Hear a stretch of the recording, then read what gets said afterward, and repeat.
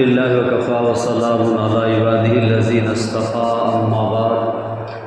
أعوذ بالله من الشيطان الرجيم بسم الله الرحمن الرحيم والفجر وليال عشر والشفع والوتر صدق الله العظيم. قال النبي صلى الله عليه وسلم ما من أيام العمل الصالح فيهن أحب إلى الله من هذه الأيام العشر. وقالوا يا رسول الله صلى الله عليه وسلم ولا الجهاد في سبيل الله؟ فقال رسول الله صلى الله عليه وسلم ولا الجهاد في سبيل الله إلا رجل خرج بنفسه وماله فلم يرجع من ذلك بشيء. قال النبي صلى الله عليه وسلم في موضع آخر إذا رأيتم هلال ذي الحجة وأرادكم أن يضحي فليمسك عن شعره وأظفاره. قال النبي صلى الله عليه وسلم في موضع آخر صيام يوم عرفة أحتسب على الله أن يكفر السنة التي قبله والسنة التي بعده. قال النبي صلى الله عليه وسلم في موضع آخر صيام كل يوم منها بصيام سنة.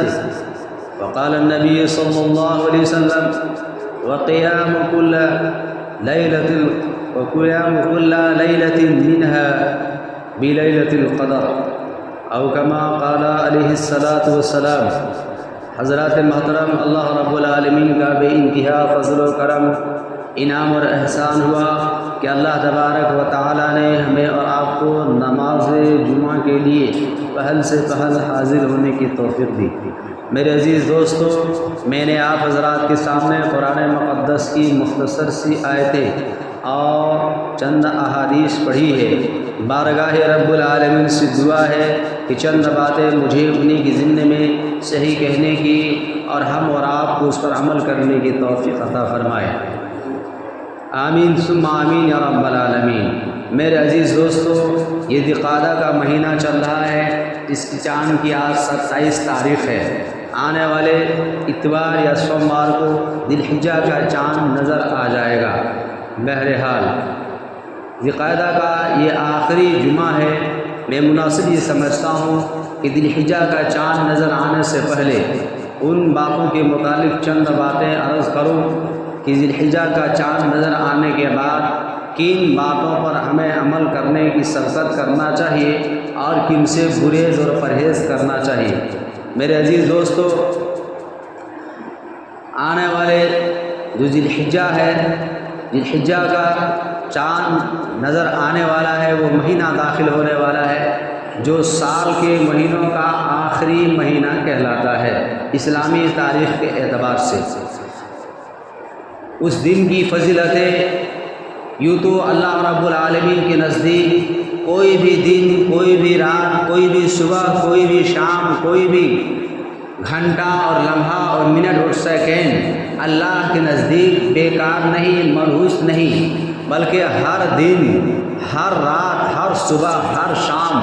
ہر ایک وقت اللہ رب العالمین کے نزدیک اچھا اور بہتر ہے. اور ہر ایمان والا کا یہ عقیدہ ہے کہ 24 گھنٹے کے ایک ایک لمحات اور مہینے کی جو مہینہ ہے وہ تمام کے تمام دن اور تاریخ اللہ رب العالمین کے نزدیک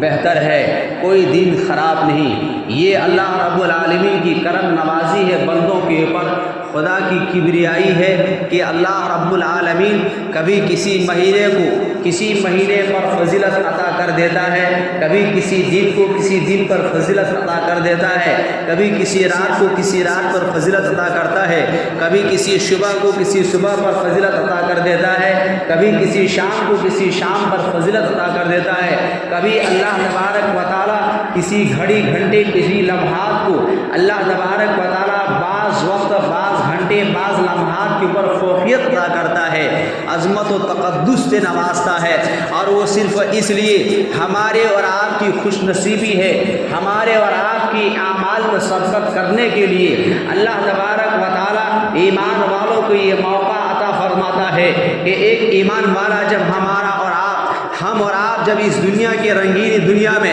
اس دنیا کے ماحول میں، خوبصورت دنیائی رنگین ماحول میں ہم اور آپ اس معاملات میں پھنس کر کے اس طرح منہمک ہو چکے ہیں، ہمارا اور آپ کا رشتہ دھیرے دھیرے اللہ سے کمزور ہوتا چلا گیا، اللہ کے پیغمبر محمد عربی صلی اللہ علیہ وسلم کی سیرت سے کمزور ہوتا چلا گیا، احادیث نبوی صلی اللہ علیہ وسلم سے رشتہ کمزور ہوتا چلا گیا، یکے بعد دیگر انبیاء علیہ السلام سے رشتہ دھیرے دھیرے کمزور ہوتا چلا گیا، اولیاء کاملین بزرگان دین سے رشتہ کمزور ہوتا چلا گیا، نماز سے دھیرے دھیرے ہم دور ہوتے چلے گئے، روزے اور حج اور زکوٰۃ اور دیگر کار خیر سے ہمارا ایمان اتنا کمزور ہوتا چلا جا رہا ہے کہ ہم دھیرے دھیرے دور ہوتے جا رہے ہیں۔ اللہ تبارک و تعالیٰ ان مواقع کے ذریعے سے ان مواقع کو اس لیے عطا کرتا ہے تاکہ جو ہمارے اور آپ کے رب سے تعلق سے دوری بنی ہوئی ہے، ان قرب نوافل کی عبادت سے اور عبادات کثرت سے اور اس مقام و عظمت کے تقدس کو غنیمت سمجھتے ہوئے ایک ایمان والا اس پر سبقت کرے گا تو وہ قرب حاصل کر لے گا، جس قرب جو بعید ہو چکی ہے، جو دوری اختیار جو دوری بن چکی ہے وہ دوری ختم ہو جائیں گے، اور قرب اللہ رب العالمین کا قرب حاصل ہو جائے گا۔ اللہ تبارک و تعالیٰ حدیث قدسی کے اندر ارشاد فرماتا ہے کہ بعض بندے ایسے ہیں جب وہ بندہ ایمان عمل کرتا ہے اور نوافل کی کثرت کرتا ہے، دیگر عبادات میں اس طرح منہمک ہو جاتا ہے، اس عمل کی برکت سے اللہ تبارک و تعالیٰ ارشاد فرماتا ہے وہ بندہ میرا اتنا قریب ہو جاتا ہے، اتنا قریب ہو جاتا ہے کہ میں اس کا کفیل ہو جاتا ہوں، میں اس کا ذمہ دار ہو جاتا ہوں، میں اس کا ہر حاجت کا پورا کرنے والا بن جاتا ہوں۔ گویا وہ بندہ، وہ انسان ہر ایک کام کو، ہر ایک عمل کو اللہ کی مرضی کے مطابق کرنے لگتا ہے۔ یقیناً جس انسان کی زندگی کا ہر لمحہ رب کی رضا کے مطابق ہو، اس انسان کا کفیل بھی اللہ ہوگا، اللہ کی مدد قرب حاصل ہوگا، اللہ کی نصرت غیبی مدد ہوگی، اللہ کی غیبی نصرت حاصل ہوگی، اور خزانہ غیب سے اس کو مدد ملے گا، جبکہ ان کی ہر ایک زندگی کے ایک ایک لمحات رب کی رضا کے مطابق ہوگا۔ اللہ اکبر۔ آئیے میں آپ کو بتاتا چلوں، اللہ تبارک و تعالیٰ نے جن 10 راتوں کو، جن 10 ایام کی قسمیں کھائی ہے، قرآن مقدس میں اعلان فرماتا ہے والفجر ولیال عشر والشفع والوتر، یہاں پر اللہ تبارک و تعالیٰ نے 5 چیزوں کی قسمیں کھائی ہے۔ میں سرسری انداز میں بتاتا چلوں، اللہ تبارک و تعالیٰ نے جمہور قول کے مطابق، جمہور مفسرین کے مطابق یہاں 10 راتوں سے، 10 ایام سے مراد ایام عشرہ ہے، یعنی عشرہ کے ذی الحجہ کے جو 10 ایام ہیں ان 10 راتوں کی فضیلت مراد ہے۔ جن 10 راتوں کی فضیلت کے بارے میں اللہ تبارک و تعالیٰ قسمیں کھا رہا ہے، یہ وہ 10 راتیں ہیں کہ جب حضرت موسیٰ علیہ السلام اپنی قوم کو لے کر کے، جب اللہ تبارک و تعالیٰ نے حضرت موسیٰ علیہ السلام کو یہ حکم دیا کہ آپ فرعون کے ظلم ستم سے بہت زیادہ پریشان ہو چکے ہیں، آپ اپنی قوم کو لے لیجئے، آپ اپنے ماننے والوں کو لیجئے اور اس ملک سے باہر نکل جائیے، ہجرت کا گویا کہ حکم ہوتا ہے۔ حضرت موسیٰ علیہ السلام اپنے ماننے والوں کو ساتھ میں لیتے ہیں اور چل لیتے ہیں، یکے بعد دیگر فرعون ظالم بادشاہ کو اس کا پتہ چل جاتا ہے، وہ بھی ان کے پیچھے پیچھے ہو لیتے ہیں۔ سرسری انداز میں جب وہ راستہ پار کر جاتے ہیں، سمندر پار کر جانے کے بعد فرعون وہاں پر غرق ہو جاتا ہے اس سمندر میں، موسیٰ علیہ السلام اور ان کی قوم اس راستے سے باہر نکل جاتے ہیں، پار لگا لیتے ہیں۔ اللہ رب العالمین کی جانب سے حکم ہوتا ہے اے موسیٰ علیہ السلام اب اپنی قوم کو وہاں سمجھا بجھا کر کے میرے پاس یعنی کوہ طور پر آ جاؤ اور مسلسل 30 دن کا روزہ رکھو۔ جب اللہ تبارک و تعالیٰ نے حضرت موسیٰ علیہ السلام کو 30 دن کے لیے کوہ طور پر بلایا، حضرت موسیٰ علیہ السلام نے اپنے بھائی حضرت ہارون علیہ السلام کو اپنے قوم کے پاس رکھ کر کے بھیجا، خلیفہ قائم مقرر کر دیا، 30 دن کے بعد ہم آئیں گے، 30 دن تک یہ جو کہیں گے اس کی بات کو ماننا ہے۔ الغرض موسیٰ علیہ السلام تشریف لے گئے کوہ طور پر، اور جب 30 روزے مکمل رکھنے کے بعد اللہ نے کہا اے موسیٰ علیہ السلام آؤ تم ہم سے بات کرو، ہم تم سے بات کرنا چاہتے ہیں۔ حضرت موسیٰ علیہ السلام نے ایک داتون توڑا۔ ایک کتاب میں ہے خرنب، دوسرے میں ہے زیتون، یہ دونوں درختوں میں سے کسی ایک درخت کے ایک لکڑی کو توڑا داتون کے لیے، مسواک کے لیے۔ حضرت موسیٰ علیہ السلام نے توڑا اور مسواک کیے۔ اللہ رب العالمین کی یہاں حاضری ہوئی۔ اللہ تبارک و تعالیٰ نے ان سے پوچھا، اے موسیٰ علیہ السلام تم نے مسواک کیوں کیے؟ موسیٰ علیہ السلام نے جواب دیا کہ میں مسلسل 30 دن کا روزہ رکھا، میرے منہ سے ایک بو آ رہی تھی، میں آپ نے ہم کلامی کے لیے بلایا تھا، میں مناسب نہیں سمجھا کہ میں آپ سے اس طرح ہم کلام کروں کہ میرے منہ سے بو آئے۔ اللہ تبارک و تعالیٰ نے حضرت موسیٰ علیہ السلام کو حکم دیا، جاؤ 10 روزے اور رکھ کر کے آؤ۔ جن 10 دن کا اللہ تبارک و تعالیٰ نے حضرت موسیٰ علیہ السلام کو حکم دیا، وہ ایام عشرہ ذی الحجہ کی 10 دن ہے۔ ان 10 دن کو اللہ نے حکم دیا، جاؤ 10 روزے اور مکمل کر کے آؤ، اور میرے یہاں اسی حالت میں آنا، مسواک کر کے نہیں آنا، اس لیے کہ میرے یہاں ایک روزے دار کی منہ کی قیمت مشک عنبر سے بھی زیادہ ہے۔ تو اس 10 دن کی فضیلت تو آپ یہاں سے بھی لگا سکتے ہیں کہ اس کا کیا مقام مرتبہ ہوگا۔ بہرحال جن کی قسمیں اللہ تبارک و تعالیٰ کھا رہا ہو، جن کی عظمت کی قسمیں، جن کی تقدس کی قسمیں اللہ کھا رہا ہو، صبح کی، شام کی، رات کی، دن کی، وہ دن کتنا بڑا مقام و مرتبہ والا ہوگا، اس دن اور صبح اور شام کا کیا فضیلتیں ہوگی۔ اللہ کے پیغمبر روایت کرنے والے حضرت جابر رضی اللہ تعالیٰ عن جابر رضی اللہ عنہ قال رسول اللہ صلی اللہ علیہ وسلم افضل ایام الدنیا ایام العشر، کہ دنیا کے اندر جتنے بہترین دن ہے ان تمام دنوں میں سے سب سے بہتر دن اگر ہے ایام العشر تو یوم یعنی ایام العشر، عشرہ ذی الحجہ کے 10 دن۔ دوسری حدیث میں لیجئے، اللہ کے پیغمبر محمد عربی صلی اللہ علیہ وسلم ارشاد فرماتے ہیں، ترمذی شریف کی حدیث ہے، ما من ایام العمل الصالح فیہن احب الی اللہ من هذه الایام العشر، کہ اللہ تبارک و تعالیٰ کے نزدیک سب سے بہترین پسندیدہ عمل دنوں میں جو اگر کوئی عمل پسندیدہ ہے رمضان المبارک کا مہینہ کو چھوڑ کر کے، وہ کون سا دن ہے؟ ایام من هذه الایام العشر، وہ ایام عشرہ یعنی عشرہ ذی الحجہ کے 10 دن اور 10 راتیں، 10 صبح 10 شام ہے۔ ان 10 ایام کی فضیلت ہے۔ اللہ کے پیغمبر صلی اللہ علیہ وسلم نے جب یہ ارشاد فرمائی، صحابہ رسول نے جواب عرض کیا، رسول اللہ صلی اللہ علیہ وسلم وقالوا یا رسول اللہ صلی اللہ علیہ وسلم ولا الجہاد فی سبیل اللہ، کیا یہ عشرہ ذی الحجہ میں 10 دن کی عبادت کرنا جہاد سے بھی بڑھ کر ہے؟ اللہ کے پیغمبر محمد عربی صلی اللہ علیہ وسلم جواب ارشاد فرماتے ہیں، فقال رسول اللہ صلی اللہ علیہ وسلم ولا الجہاد فی سبیل اللہ، جی ہاں جہاد کرنا بھی، اللہ کے راستے میں جہاد کرنا بھی، ان 10 ایام میں عبادت کرنا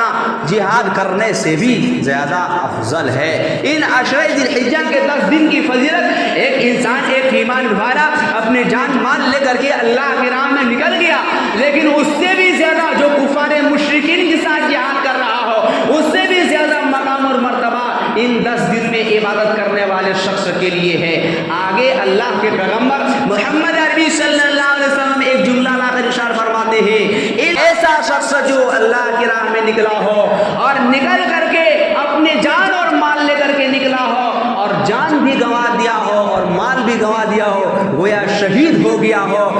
من ذالک بشیء، کوئی چیز واپس لوٹ کر کے نہ آیا ہو، نہ تو اس کا مال واپس لوٹ کر کے آیا ہو، نہ اس کی جان واپس لوٹ کر کے آیا ہو، تو اس کا مقام بڑھ سکتا ہے۔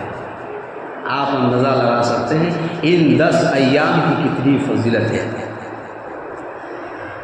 اللہ کے حبیب سرکار دو عالم صلی اللہ علیہ وسلم زبان رسالت سے ارشاد فرماتے ہیں، سیام کل یوم منہا، عشرہ ذی الحجہ کا روزہ رکھنا، ایک دن کا روزہ، بسیام سنۃ، اللہ کے پیغمبر فرماتے ہیں ہر ایک دن کا روزہ 1 سال کے نفلی روزے کے برابر ثواب، وقیام کل لیلۃ بقیام لیلۃ القدر، اور ایک رات کی عبادت کا ثواب ہر ایک شب قدر کی، ہر ایک یعنی ایک رات کی ثواب شب قدر کی رات کے برابر ثواب۔ یہ اللہ کے پیغمبر فرماتے ہیں کہ اگر عشرہ ذی الحجہ میں کوئی ایمان والا یقین کے ساتھ اللہ کی عبادت کر رہا ہے، رات کو عبادت کر رہا ہے، نمازیں پڑھنے کے بعد جماعت کے ساتھ نماز پڑھ لیا، تسبیح وغیرہ پڑھ لیے، کبھی نوافل وغیرہ بھی کر لیے، قرآن کریم کی تلاوت بھی کر لیے، اور پھر فجر کی نماز جماعت کے ساتھ پڑھ لیے۔ اللہ کے پیغمبر محمد عربی صلی اللہ علیہ وسلم ارشاد فرماتے ہیں اسے شب قدر کے برابر عبادت کرنے کے ثواب، اور جنہوں نے ایک دن کا روزہ رکھا اسے پورے سال نفلی روزہ رکھنے کے برابر ثواب۔ میرے دوستو، تو عشرہ ذی الحجہ میں کثرت کس چیز کی ہونی چاہیے؟ تکبیر، تحلیل، تحمید، لا الہ الا اللہ محمد رسول اللہ، اللہ اکبر، سبحان اللہ، اللہ اکبر، اللہ اکبر، لا الہ الا اللہ واللہ اکبر وللہ الحمد۔ ان اذکار سے ان دنوں کو مزین کرو، زینت بخشو، قرآن کریم کی تلاوت کثرت سے کرو۔ اللہ تبارک و تعالیٰ ان دنوں میں جتنا اللہ تبارک و تعالیٰ کو پسند ہے 10 دنوں میں، رمضان مبارک کے علاوہ کے دنوں میں اگر کوئی انسان عبادت کرتا ہے اتنا اللہ کو پسند نہیں، جتنا فضیلت ہے، جتنا اللہ کو محبوب ہے اتنا اور دنوں میں نہیں، سوائے جو ہے عشرہ ذی الحجہ کی بے شمار فضیلتیں ہیں۔ میرے عزیز دوستو، اللہ کے پیغمبر محمد عربی صلی اللہ علیہ وسلم ارشاد فرماتے ہیں عشرہ ذی الحجہ میں اور بھی بہت سارے مخصوص اعمال ہیں۔ بہرحال ایک حدیث ہے مسلم شریف کی ہے، اللہ کے پیغمبر سرکار دو عالم صلی اللہ علیہ وسلم ارشاد فرماتے ہیں اذا رأیتم ہلال ذی الحجہ، اذا رأیتم ہلال ذی الحجہ، جب ذی الحجہ کا چاند نظر آ جائے، وَأَرَادَكُمْ أَن يُضَحِّيَ، اور تم میں سے کوئی ارادہ رکھتا ہو قربانی کرنے کا، فَلْيُمْسِكْ عَنْ شَعْرِهِ وَأَظْفَارِهِ، بس اس کو چاہیے کہ بال، فَلْيُمْسِكْ عَنْ شَعْرِهِ، شعر کے معنی بال، عَنْ شَعْرِهِ بال، وَأَظْفَارِهِ اور ناخن کو نہ کترے، بال اور ناخن کو نہ کٹائے جب چاند نظر آ جائے تب۔ یہ مستحب عمل ہے، یہ مستحبات میں سے ہے، اس کا ثواب ہے، اس میں اجر اور انعام ہے۔ چاند نظر اگر 29 کا ذی القعدہ کا چاند نظر ہوتا ہے تو اتوار کو چاند نظر آئے گا، اگر 30 کا ہوتا ہے تو سوموار کو چاند نظر آئے گا، کیلنڈر کے حساب سے دیا ہوا ہے کہ سوموار کی رات کو چاند نظر آئے گا۔ بہرحال یہ 2 دن بچا ہوا ہے، اگر کوئی انسان چاہے اس مستحب پر عمل کرنا تو وہ کر سکتا ہے، ناخن اور بال کو اور مخصوص مقامات کے جگہ کے بال کو وقت سے پہلے صفا کر لے، صفائی کر لے۔ میرے دوستو، ہاں اگر کسی انسان نے مستحب پر عمل کرنے کی وجہ سے اگر کوئی انسان نے ناخن نہیں کٹتا، چاند نظر آ گیا، ناخن بہت بڑے بڑے ہو گئے، اب اس نے یہ کہنے لگا کہ بھائی ناخن سننے میں آیا ہے کہ چاند نظر آنے کے بعد ناخن نہیں کاٹنا چاہیے، وہ غلط، اس لیے غلط کہ ناخن میں آپ کا میل بھر چکا ہے اور اس سے پانی اندر سرایت نہیں کرے گا، پانی نہیں پہنچے گا، جب پانی نہیں پہنچے گا تو آپ کا وضو صحیح نہیں ہوگا، جب وضو نہیں ہوگا تو آپ کی نماز بھی صحیح نہیں، تو لہٰذا آپ کے لیے مستحب پر عمل کرنا نہیں ہوگا، آپ کا مکروہات میں داخل ہو رہا ہے، اس لیے آپ کے لیے بہتر ہے کہ آپ ناخن کترائیں۔ اسی طرح بال، مونچھ کٹایا نہیں، جب پانی پی رہا ہے تو پانی پیتے سمے گلاس میں، کٹورے میں، برتن میں، جس میں پانی پی رہا ہے اس میں مونچھ ڈوب رہا ہے، چاند نظر آ گیا ہے نا، اسی لیے وہ بال نہیں کٹا رہے ہیں، لیکن یہ مکروہ ہے، تو مکروہات کی بنیاد پر آپ مستحب پر عمل نہ کریں، بلکہ مستحب ہے آپ پہلے کر لیجئے، لیکن آپ کا اگر مونچھ بڑا بڑا ہو چکا ہے تو آپ پانی پی رہے ہیں، آپ کے بال اس میں جا رہا ہے تو آپ کا پانی پینا ہو جائے گا، مکروہ ہو جائے گا۔ اسی طرح سے میرے دوستو،